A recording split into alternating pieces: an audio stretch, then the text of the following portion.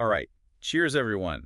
Get ready to dive into the world of Scotch whiskey. Oh, yeah. We're talking about how it's made and how it lines up with kosher law, especially those single malts aged in sherry casks. Definitely a fascinating topic. Our listeners are thirsty for this knowledge, so let's get right into it. Sounds good to me. So to set the stage a little bit, we're not just skimming the surface here. We're going deep, like really deep. A deep dive, you could say. Exactly, a deep dive into the production process, but through that kosher lens. Because there's more to it than meets the eye when it comes to those age-old traditions meeting modern-day whiskey making. Right, and the source material we have for this one goes pretty in-depth on single malt Scotch, particularly the ones aged in sherry casks. Yeah, that seems to be a hot topic these days. But before we uncork all those details about sherry casks and kosher law, let's start with the basics. Scotch Whiskey 101. Back to basics. I like it. What exactly makes Scotch? Scotch. It's all about following the rules, and I mean that quite literally. We're talking strict UK law here, governing everything from the ingredients to the location. Only a spirit produced in Scotland, using a very specific process, can even be called starch whiskey. No cutting corners. Nope. All right, so let's talk ingredients. I know it all starts with barley, but not just any barley. We're talking malted barley.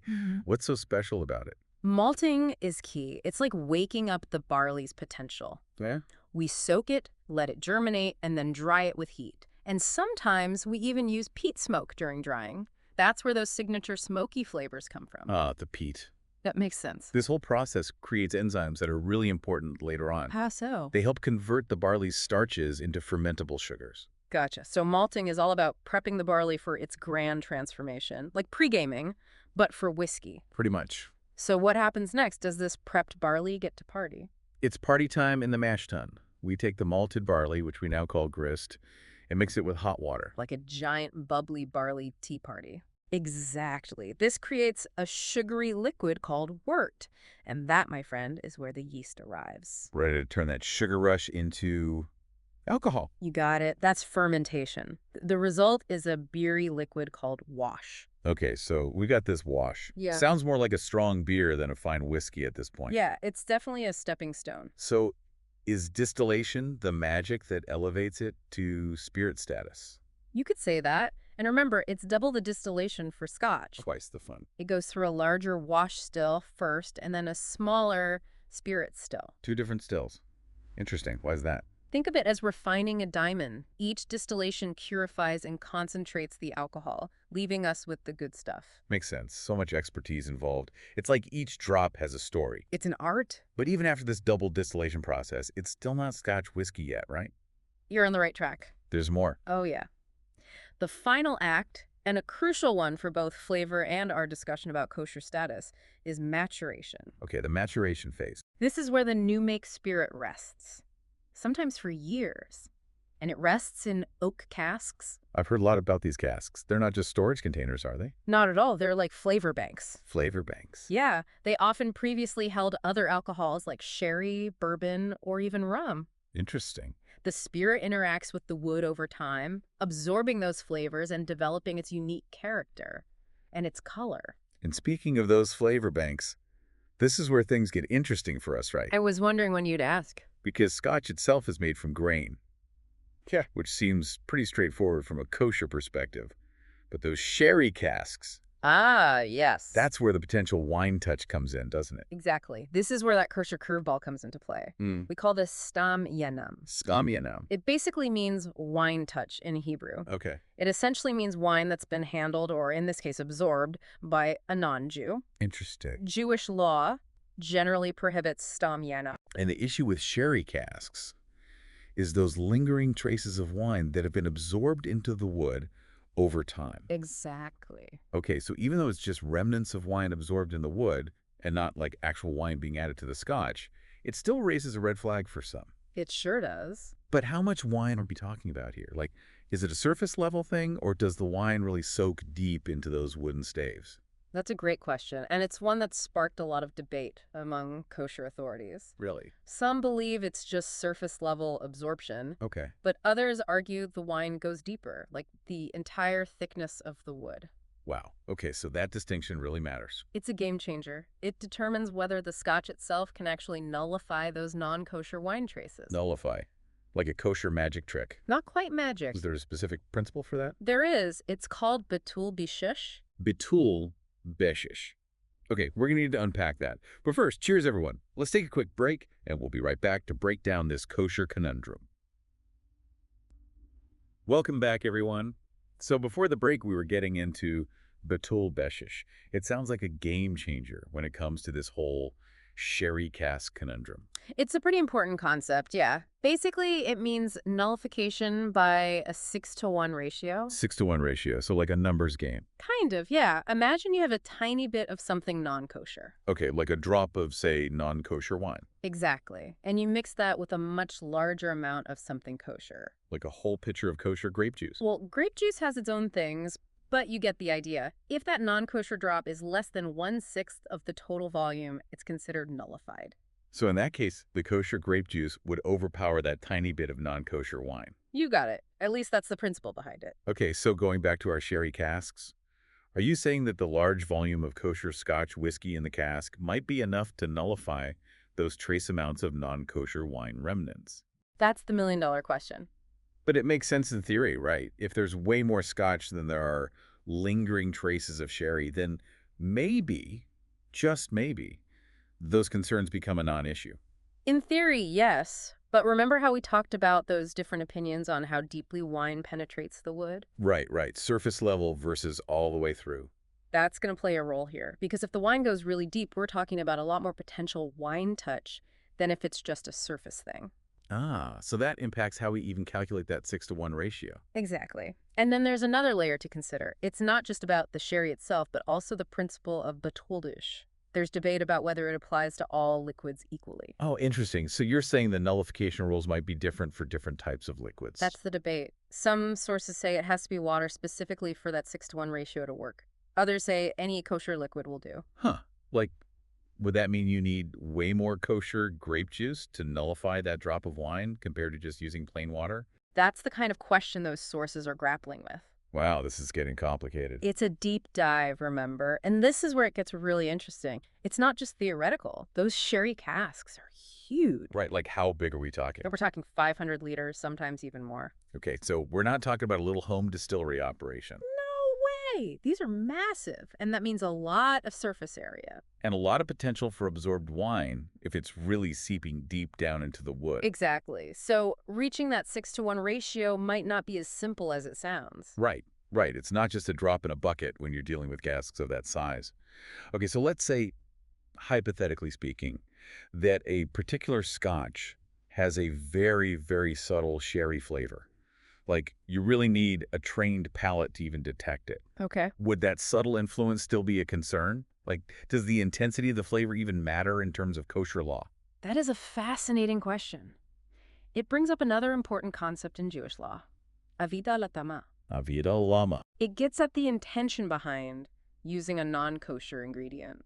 The intention. You mean like whether it was an accident or on purpose? Kind of. In this case, the question is, did the distillers use those sherry casks specifically because they wanted that hint of sherry flavor in the final product? Even if it's super subtle. Even then, or was it more about the other things the cask does, like the color or complexity it adds to the Scotch? Okay, so it's not just about whether the sherry flavor is there, it's about why those casks were used in the first place. You got it.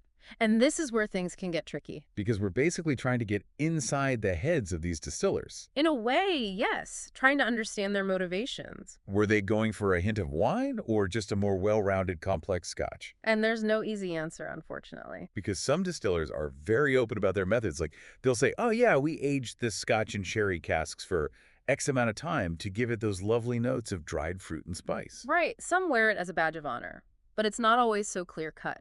Like, how do you even prove intent when a distiller doesn't explicitly say it? Well, that's where things get really interesting. It becomes a matter of interpretation, and different authorities might have different perspectives. So it's not just about chemistry and ratios. It's also about understanding the nuances of Jewish law and how it applies to these really specific situations. Exactly. And it gets even more complex when we start talking about blended whiskeys. Blended whiskeys, like those ones that are a mix of different single malts. That's right, because now we're not just talking about what happened in one cask, but potentially dozens, even hundreds of them, all with their own histories. So it's like a whole other level of detective work. And you know what? That's a perfect segue to our next topic. Because when it comes to blended whiskeys and kosher considerations, there's a fascinating ruling that we need to discuss. Hotel. It involves a pretty important figure in 20th century Jewish law, Rav Moshe Feinstein. Have you heard of him? The name rings a bell.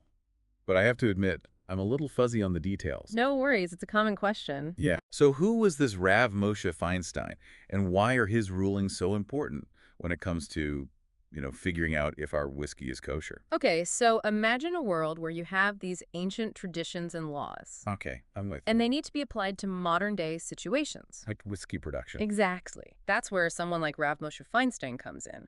He was known for his incredible ability to bridge that gap, to take those centuries-old principles and apply them to the complexities of modern life. He sounds like quite the scholar. He was brilliant, and he was deeply respected within the Orthodox Jewish community, especially when it came to matters of Jewish law. So when he spoke, people listened. They did, and his rulings carry a lot of weight, even today. Okay, that makes sense. So what did Rav Moshe have to say about whiskey? Did he weigh in on this whole Sherry Cask issue? He didn't specifically address Scotch whiskey, but get this, he did issue a ruling on blended whiskey that's really relevant here. Oh, tell me more. Okay, so Rav Moshe actually permitted blended whiskey that contained a small percentage of wine. Really? Even though wine is, a whole other category when it comes to kosher laws. Right. But here's the catch, and it's a big one. His ruling wasn't about wine that had been absorbed from casks. It was about wine that was actually added directly to the whiskey during production. Oh, I see. So two different scenarios. And that distinction makes a world of difference in how it's interpreted. So while Rav Moshe's ruling on blended whiskey might seem like a promising loophole for our Sherry Cask conundrum, it's not quite that simple. Exactly. It's like every time we think we've found the answer, another twist pops up. Because even if we could definitively say that his ruling on blended whiskey applied to Scotch matured in sherry casks, there's still so much to consider. Like that whole debate about how much wine is too much, and whether that 6-to-1 ratio for Bittelbischisch even applies in this context. Right. And we can't forget about avida l'tama, that whole question about the distiller's intention. Exactly. It all factors in. And as if we needed another layer of complexity. There's more. There's always more. We have to talk about Cain. Chenin. Now that's a new one. Think of cannon as the final act in a whiskey's journey from cask to bottle. Okay. It's the dilution process. Right, because whiskey is usually aged at a higher proof and then watered down before it's bottled. You got it. So after maturation, water, just plain water, is added to bring the Scotch down to its bottling strength. Makes sense. Yeah. But how does that impact the kosher side of things? That's the debate. Does that Konin water affect the Bittelbischisch ratio? Ah, I see where you're going with this. Yeah. So if we're talking about 6 parts kosher to 1 part non-kosher, does the water added during Canaan count towards that kosher side, potentially diluting things even further? You're catching on. It's a point of contention for sure. Because on one hand, you could argue that, hey, it's just water, it's neutral, it shouldn't really impact the overall kosher status. But on the other hand, that water is changing the overall ratio of the final product. which could affect whether that trace amount of sherry is considered nullified or not. Exactly. So even if we could say with certainty that Rav Moshe's ruling on blended whiskey applied to this whole sherry cask situation, this canon water debate adds yet another layer of complexity. It's like a never-ending puzzle. It's fascinating, isn't it? The way these ancient laws intersect with modern production methods. It's a lot to think about. But, I have to say, for our listeners who just want to enjoy a dram of Scotch without, needing a PhD in Jewish law, it can feel a little overwhelming. I hear you. So let's shift gears a bit and talk practicality. Yes, please. Because it's not like all El Scotch is suddenly off limits. Right. Right. What we want to do is equip you with some knowledge so you can make informed choices as a consumer. Okay, so what should people be looking out for? Give us the label reading tips. What are the red flags that might make us think twice about a particular bottle of single malt? All right, so red flag number 1. If you see the words exclusively matured, finished, or double matured in sherry casks. Gotcha. So those are pretty clear indicators that the whiskey spent a significant amount of time, if not its entire life, in those sherry casks, which makes those kosher concerns a lot more prominent. Exactly. Those are the ones to be extra careful with, especially if you're strict in your observance. Okay, good to know. But what about the scotches that don't explicitly mention sherry cask aging? Can we assume those are probably fine? Not so fast. Remember how we talked about distillers using a mix of casks? Right, right. The bourbon barrels and what were the others? Could be anything. Port, Madeira, you name it. Distillers love to experiment. Right, of course. It's Yeah. all about creating those unique flavors. Exactly. So if a distillery uses a mix of casks, like bourbon and sherry, there's more room for leniency. Because the bourbon casks, or any other type of non-wine cask, would essentially be tipping the scales more towards that kosher side, potentially helping to achieve that 6-to-1 ratio we talked about earlier, right? You got it. So a little bit of mystery on the label can actually work in our favor in this case. You could say that. If a label doesn't mention sherry at all, especially if it highlights other casks like bourbon or American oak maturation, it's usually a good sign. So we're basically playing detective with these whiskey labels. A little bit, but hey, it's all part of the fun, right? It definitely makes things more interesting. Any other words of wisdom for our whiskey-loving, kosher-conscious listeners before we move on to some potential solutions for this whole cask conundrum? Don't forget about blended scotch. It's often a safer bet. Oh, right. Yeah. Because they use whiskey from so many different casks. Exactly. Blends use a huge variety of casks from different distilleries, so it's much less likely that any one type of cask, like sherry, will dominate the final product. You get all that beautiful complexity and nuance, but without the added worry. Exactly. Blended scotch. A win-win for whiskey lovers and those who are mindful of kosher rules. I like the way you think. But hold on a second. We've been so focused on sherry casks this whole time, and I just realized sherry isn't the only wine in the world. What about other types of wine casks, like those used for port or Madeira or sauternes? Do all the same principles apply? You're asking all the right questions, and you're absolutely right. Sherry is just one piece of the puzzle when it comes to wine cask aged whiskey. So what's the verdict? Are those other types of wine casks treated any differently in terms of kosher law? The good news is the same halachic principles we've been talking about apply across the board. Okay, that makes things a little simpler at least. Right. So whether it's port, Madeira, sauternes, or any other fortified wine you can think of, it all boils down to those same key concepts. Stam yanam, that wine touch betul bishish, that 6-to-1 ratio, and avida latama, the intention. Those are our touchstones, our guiding principles for navigating this whole world of kosher considerations in whiskey. Exactly. They're your tools for approaching this topic with knowledge and understanding no matter what type of cask you encounter. This has been incredibly insightful, but I have to admit, it also makes me realize just how much there is to learn. Like, if I'm ever unsure about a specific bottle, is there someone I can reach out to for guidance? Absolutely. Don't hesitate to consult with a rabbi who specializes in these matters. Okay, so like finding a rabbi who's also a bit of a whiskey aficionado. There are more out there than you might think. But seriously, they can provide guidance that's tailored to your specific observance level and comfort zone. That's reassuring because as we've seen today, there are a lot of different opinions and interpretations out there. There are, and that's part of what makes this whole topic so fascinating, but also potentially overwhelming for someone who's just trying to figure out what they can drink, which is why having a knowledgeable rabbi in your corner can be so helpful. It's like having a personal kosher whiskey guide.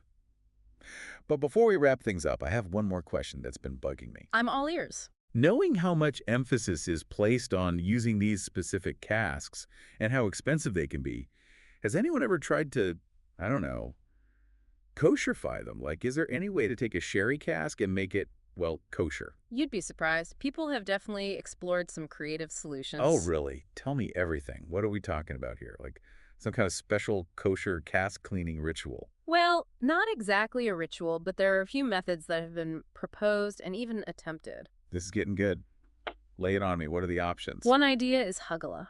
Hagala. That sounds intense. It can be. Basically, it involves thoroughly cleaning something with boiling water. Okay, so like a deep clean, but with extra heat. Exactly. In Jewish law, hagala is a common way to kasher certain types of vessels. So the idea is if you get that boiling water into every nook and cranny, it can remove any non-kosher residues. You got it.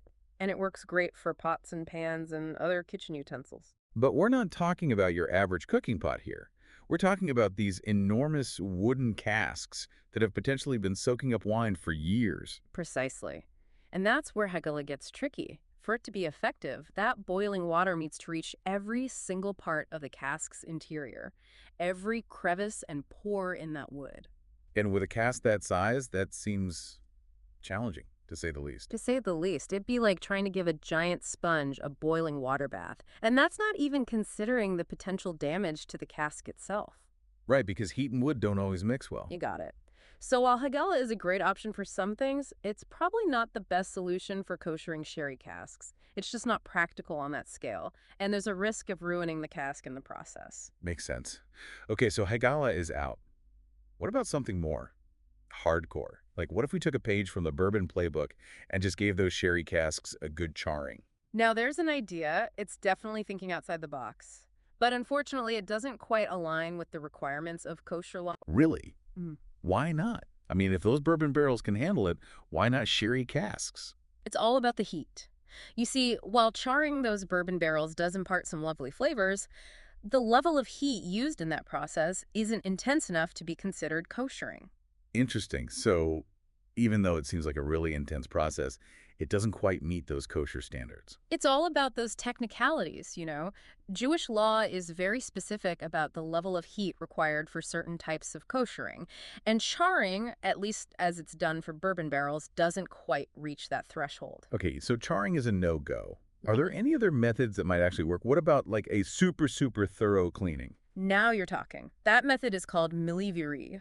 Milui. Okay, we're really getting into the weeds now with these Hebrew terms. I know, right? But it's all part of the learning experience. So miliviri basically involves repeatedly soaking and rinsing a vessel to remove any non-kosher residues. Okay, so like the world's most intense dishwashing routine. Pretty much. And it's actually a very effective method for certain items. But the question is, would it work for these sherry casks, which have potentially absorbed wine deep into their pores over years and years?